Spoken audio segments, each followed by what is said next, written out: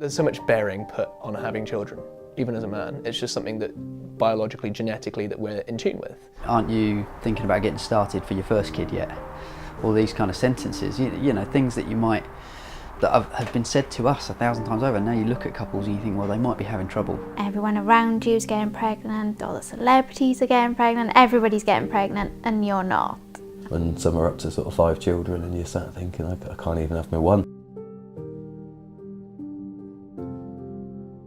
In 2008, Shane and Emily got married, and soon after they started trying for a baby. After a year, Emily still wasn't pregnant, so they went to see a doctor. It soon became apparent that Em was okay, but I had a 0 sperm count. After several stages of testing, Shane was faced with the news that he wouldn't ever be able to have a biological child of his own. And every time we were told there is 0 sperm here, there's 0 sperm here, there's 0 chance you can produce sperm. Your next best option is to use donor sperm. Well, that hits you like a brick. Shane is one of 3.5 million people in the UK who has a fertility problem. Desperate to have a child, he and Emily decided to use sperm donation and were successful on their first try. Em fell pregnant that first time, and 9 months later Esme came along. Perfectly healthy and happy and wonderful as she is, and she's now 3 years old. In a lot of ways it brought us closer together, and in other ways it caused issues. We went through a really rough patch a little while ago, but we've luckily come out the other side. There was a lot of stuff that was deep rooted that wasn't addressed at the time. Jealousy and other issues related to the infertility. So I was craving, trying to claw back control, claw back validation, because that had been taken away from me in the vital moment. How about you pretend to be the witch? She looks all around it. Shane only recently learnt to say the word infertility. He couldn't say it. I just think for men, there is a massive stigma, which is wrong, it's stupid. If something's wrong with your arm, you wouldn't be embarrassed. So if another part of your body doesn't function properly, why be embarrassed? You're surrounded by pictures and stories, and then there's the banter side of it as well, and I've been in the middle of jokes with that elephant in the room and not being able to say anything. One man that has spoken out about his infertility is 31-year-old Gareth Down. He started a Facebook page for men suffering from fertility problems. Generally, women are better at discussing feelings with other women. They're quite open. They can go on and relate to each other quite easily. I think for men that there's very much a sensitivity stigma. No man likes to say I'm infertile for whatever reason. That seems to be very real and very common for the people that first join the page. Is this entering a bubble where they're safe to talk about it, but you can sell up to that point that it's not on an everyday open book conversation.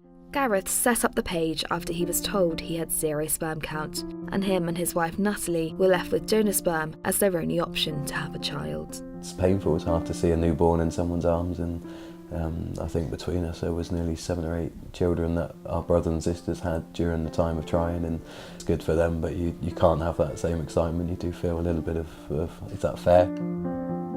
We had 3 IUIs, had a positive result on the 3rd, but ended up in miscarriage. So we had another 3 IUIs, the 3rd was positive, but we lost again. And then we had 3 IVFs, and of the 3rd one is when Reese came. Each time it just sort of amplifies the worry that it could be again all for nothing, and then the cost involved, the drugs aren't cheap, and you still pay for the procedure whether you attend or not. It was pretty challenging, drawn out over 7 years, but it was, yeah, it never got any easier. It's never, it's bad times. Last year at Leeds Beckett University, Dr Esme Hanna and her team carried out the first qualitative study of men's experiences of infertility. We found that infertility is really distressing for men, and that 93% of those that responded said that it impacted on their well-being. We also found that it was impacting on people's work lives and finances, and impacting quite heavily on their relationship. we still see that men are often not thought to be as emotionally involved in that experience of trying to get pregnant, and actually we know that men are as distressed as their partners, and that infertility is devastating for both men and women, and that by men feeling kind of shut out from that, not only do they perhaps not get the support they need, but also their female partners often have to take the burden around the infertility, which is really damaging for both parties in the couple. One couple that felt emotional support was lacking for them during their fertility journey are Emily and Aaron. Nobody ever said, do you feel like you need to talk to anybody about what you're experiencing, or do you want to sit down and what are you thinking, how are you feeling? It was kind of like, right, this is what's happening, this is what's wrong, this is what we're going to do now to correct it. Yeah, let's just get on with it kind of thing. After struggling to conceive naturally for 2 years, Emily found out she had polycystic ovaries and her partner Aaron had a low sperm count. It was scary to think that there was something wrong, and it wasn't just luck of the draw that it wasn't happening. It was good to know that there was something that maybe could have been fixed about it, but it was still the scariest of, oh no, something is wrong, we may never get to have a baby. Emily and Aaron had IVF, and on their second round, Emily fell pregnant with their daughter, Olivia. He was just expected again to do his business in the pot when it came to IVF, and that was all that he never had someone say to him, well, how are you feeling about everything? It was just all kind of like brushed aside and, oh well, he's got a low semen, but we only need one. Dr. Alan Paisley is head of andrology at Sheffield University's teaching hospital. He says around 1 in 10 men will have a fertility problem at some point in their lives. Men can have problems with sperm because they have a low sperm count, but also those sperm could be swimming poorly. And of course, poorly swimming sperm are not going to be able to reach the egg, and so he may have an infertility problem because of that. Sperm size and shape is of concern because if the sperm are of the wrong size and shape, then they find it difficult to find the egg. They find it difficult to get through the cervix. Sarah Calvert is a researcher at the hospital. By looking at semen samples through a microscope, she can assess how fertile a man is likely to be. An average sample which is good and fertile is about 75 million per mil. So this is about double that in terms of concentration. And it's not until you get below 20 million per mil that concentration becomes linked with male infertility. Fertility score is about 40% of them are progressively swimming forwards, and that's a good motility score. This one is not as good a sample. The concentration's still okay. It's got about 90 million sperm per mil, but only about 3% of them are swimming forward. That reduces the chance that one of them will be able to reach the egg.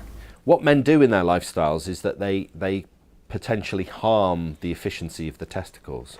So things like wearing tight underwear, but also things like eating badly. I mean, we know that men have poorer diets, generally have poorer sperm. Poor quality semen is the most common cause of male infertility, and another way in which semen can be damaged is through testicular cancer. Earlier this year, in August, I was diagnosed with early stage testicular cancer.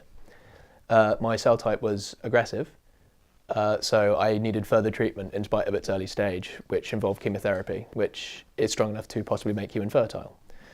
I was given the opportunity to bank sperm. However, at the same time, the actual notion that I might not be able to produce my own healthy sperm is quite a terrifying one.